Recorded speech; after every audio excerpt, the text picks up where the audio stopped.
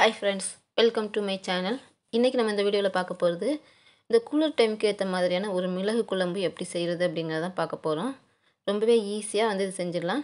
வாங்க இதை பார்க்கலாம். இப்போ ஒரு கடாயில் ஒரு ஸ்பூன் அளவுக்கு எண்ணெய் விட்டுருக்கேன். இதில் ஒரு ஸ்பூன் அளவுக்கு வெந்தயம், அதுமாதிரி கொஞ்சம் சீரகம்,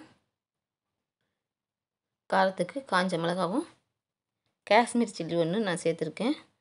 இதை கொஞ்சம் நல்லா வறுத்துக்கலாம். இது மிளகு குழம்பு அப்படிங்கும்போது உங்களுக்கு தொண்டை வலியோ இல்லை சளி தொல்லையோ இருக்காது. அதேமாதிரி ரொம்பவே ஈஸியாக சீக்கிரமாக செய்யக்கூடிய ஒரு ரெசிபி இது. இந்த குழம்பு செஞ்சு கொடுத்து பாருங்கள் நீங்கள். பாருங்கள், இப்போ இதில் கொஞ்சம் கட் பண்ணி எடுத்துருக்க தேங்காவை ஆட் பண்ணிக்கிறேன். இப்போ இந்த தேங்காய் கொஞ்சம் லைட்டாக நிறம் மாறுற அளவுக்கு நம்ம இதை வறுத்துக்கணும்.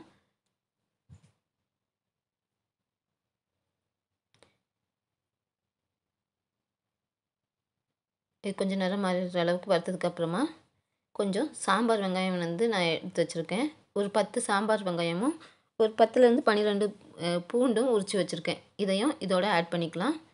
இப்போ ஃபஸ்ட்டு சாம்பார் வெங்காயத்தை ஆட் பண்ணிக்கிறேன். இதுக்கு நீங்கள் சாம்பார் வெங்காயம் சேர்க்கும்போது டேஸ்ட் நல்லாயிருக்கும்.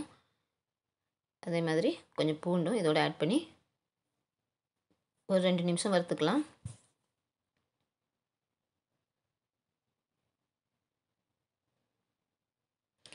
இப்போ நிறைய பேருக்கு தொண்டை வலி வர்றதுனால, இந்த தொண்டை வலி வரும்போது இந்த மாதிரி குழம்பு செஞ்சு கொடுத்தீங்கன்னா, இந்த மிளகு குழம்பு செஞ்சு கொடுக்கும்போது தொண்டை வலி கொஞ்சம் கம்மியாகும். பாருங்கள், இப்போ லைட்டாக நிறம் மாற ஆரம்பிச்சிருச்சு இந்த வெங்காயமும் பூண்டும். இப்போ இது கூட கொஞ்சமாக நம்ம மிளகு ஆட் பண்ணிக்கலாம். 1 ஸ்பூன்லேருந்து 1½ ஸ்பூன் அளவுக்கு நீங்கள் இதுக்கு மிளகு ஆட் பண்ணிக்கலாம். நீங்கள் மிளகு ஆட் பண்ணுறதுனால நீங்கள் காஞ்ச மிளகா நீங்கள் உங்களோட காரத்துக்கு ஏற்ற மாதிரி பார்த்து நீங்கள் ஆட் பண்ணிக்கோங்க.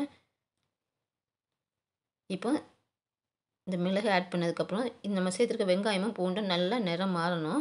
பாருங்கள், கொஞ்சம் நிறம் மாற ஆரம்பிச்சிருச்சு. இது நல்லா நிறம் மாறுற அளவுக்கு நீங்கள் இதை வறுத்துடுங்க.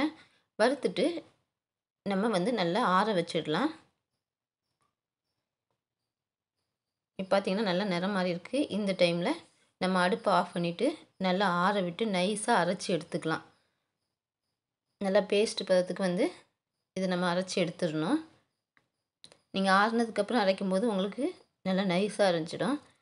இப்போ ஏற்கனவே நம்ம மிளகு, சீரகம் எல்லாமே வறுத்து சேர்த்துருக்கிறதுனால சீக்கிரமாக அரைப்பட்டுரும். அதனால் இதை வறுத்து இது நல்லா ஆறுனதுக்கப்புறம் இதை நம்ம இப்போ அரைச்சி எடுத்துக்கலாம். இப்போ அதே கடாயில் ஒரு 2 ஸ்பூன் அளவுக்கு நல்லெண்ணெய் விட்டுருக்கேன். இந்த குழம்பு மிளகு குழம்பு அப்படிங்கும்போது நீங்கள் நல்லெண்ணெய் சேர்த்து பண்ணும்போது டேஸ்ட் நல்லாயிருக்கும். அதேமாதிரி வாசனையும் ரொம்பவே நல்லாயிருக்கும். இப்போ இதில் கொஞ்சம் கடுகு, கொஞ்சம் சீரகம், கொஞ்சம் வெந்தயம். கடுகு, வெந்தயம், சீரகம் 3 சேர்த்துருக்கேன். இது நல்லா பொரியட்டும். அந்த வெந்தயம் பொரியும் போது அந்த வாசனை நல்லாயிருக்கும். அது பொரியிற அளவுக்கு விட்டு இது கூட நம்ம கொஞ்சம் கருவேப்பிலை ஆட் பண்ணிக்கலாம். இப்போ கருவேப்பிலை ஆட் பண்ணிடுறேன். இந்த கருவேப்பிலையோட ஈரத்தன்மை போகிற அளவுக்கு பொரிஞ்சதும் கட் பண்ணி வச்சுருக்க சாம்பார் வெங்காயம், அதாவது சின்ன வெங்காயம் உரித்து 2 கட் பண்ணி எடுத்துருக்கேன். அதை இதோட ஆட் பண்ணி நல்லா வதக்கிக்கலாம். நல்லா கண்ணாடி பதத்துக்கு இதை வதக்குங்க. பாருங்கள், நல்லா வதங்கிருச்சு. இப்போது நம்ம ஏற்கனவே வறுத்து அரைச்சி வச்சுருக்க இந்த பேஸ்ட்டை இதோட ஆட் பண்ணிக்க போகிறேன்.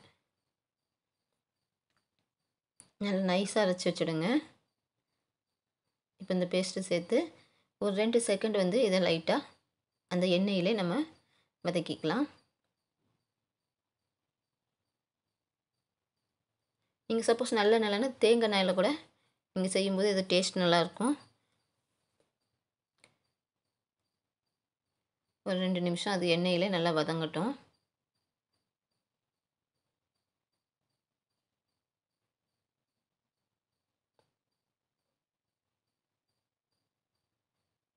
இப்போ இது கூட ஏற்கனவே நான் இந்த மாதிரி வதங்குற டைமில் கொஞ்சம் புளி, அதாவது ஒரு எலுமிச்சம்பழம் அளவுக்கு புளியை நல்லா கரைச்சி வடிகட்டி எடுத்து வச்சுருக்கேன்.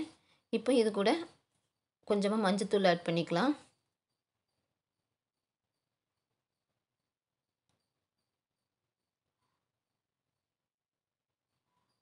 இப்போ இப்போ கரைச்சி வச்சுருக்க புளி தண்ணியை இதோட நான் ஆட் பண்ணிக்கிறேன். பாருங்கள் 1 கப் அளவுக்கு தான் அந்த புளி தண்ணி எடுத்திருக்கேன்.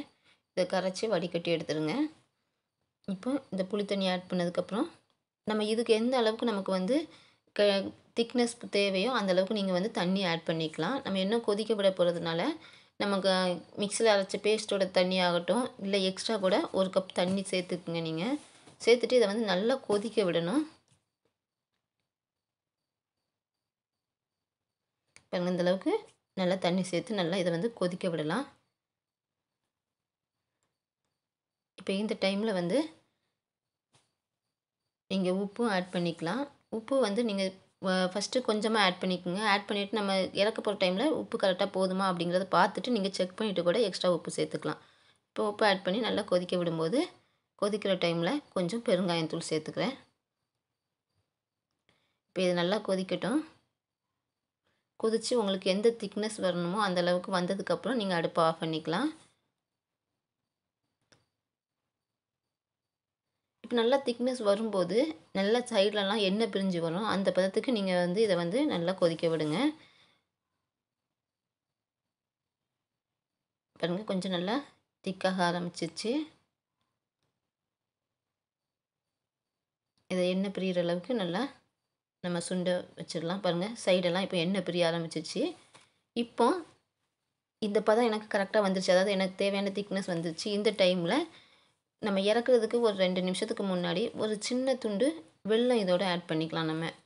வெல்லம் சேர்க்கும்போது அது நல்லாயிருக்கும். வத்த குழம்பாகட்டும், அதே மாதிரி இந்த மாதிரி மிளகு குழம்பு, வெங்காய குழம்புலாம் வைக்கும்போது கொஞ்சமாக வெல்லம் சேர்த்துக்கிட்டிங்கன்னா அது டேஸ்ட் நல்லாயிருக்கும். இப்போ வெல்லம் சேர்த்துட்டு ஒரு 2 நிமிஷம் அதை வந்து கொதிக்க விடுங்க. கொதிக்க விட்டு அடுப்பை ஆஃப் பண்ணிடலாம். இப்போ இந்த குழம்பு பார்த்திங்கன்னா நமக்கு இப்போ இருக்க பனி டைமில் வந்து தொண்டை வலி, அதே மாதிரி சளி பிடிக்கிறவங்களுக்கு ரொம்பவே நல்லாயிருக்கும். கண்டிப்பாக இந்த ரெசிபி பிடிச்சிருந்தா கீழே இருக்க தம்ஸ் அப் பட்டனை